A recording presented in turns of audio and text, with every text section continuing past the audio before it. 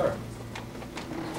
Some leaders before you in their wills freed their slaves. Did you consider doing the same Who? in your own? George Washington? No, he did not. He divested them unto his wife. They weren't his property to begin with. They belonged to her. She was probably the wealthiest widow in all of Virginia, which gave him a great advantage. But now I'm not denying that he certainly passed that property back to her, and therefore offered the opportunity for however long she might live, that finally at her death they be freed. She could easily have altered that, but remember, His Excellency was perhaps the wealthiest man in all of Virginia, if not in our nation. He retired still in great profit. After 40 years in public service, as the Federalist will continue to remind you, sir, I remain deeply in debt.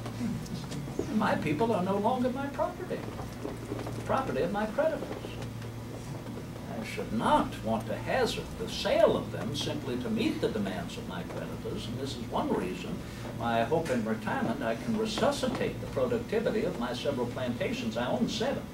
I've already installed a nailery at my Mansion House Farm, Monticello, that is operated entirely by my people. I rarely call them slaves.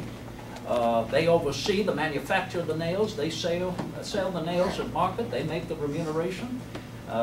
Many of my families there, I want to continue the cultivation about their cabins, particularly vegetable gardens, and they sell the vegetables, let alone tobacco at market. They receive directly as well the recompense. So I'm hopeful at a time then when I may become solvent once more, that then I will have the opportunity, can you imagine this, to follow the success of my own law introduced in 1779, finally passed in the Virginia House of Delegates 1785, only 6 years later.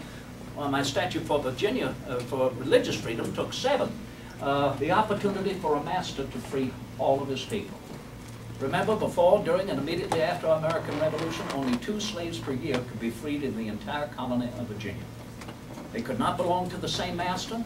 They had to know how to read and write and have a skill to make for their livelihood. Once their liberty was adjudged by the Governor's Council and the papers of freedom were handed to them, they could not remain settled in Virginia. They had to settle outside of the colony in which they had been enslaved. And so I changed that in 79, or introduced then, a master could free all of his people, and after a certain period, anyone coming to this Commonwealth could no longer be enslaved, so would have to continue through the family line otherwise. But it required that the master provide a bond, provide a support for his slave, which is hardly the opportunity I can afford. Yes?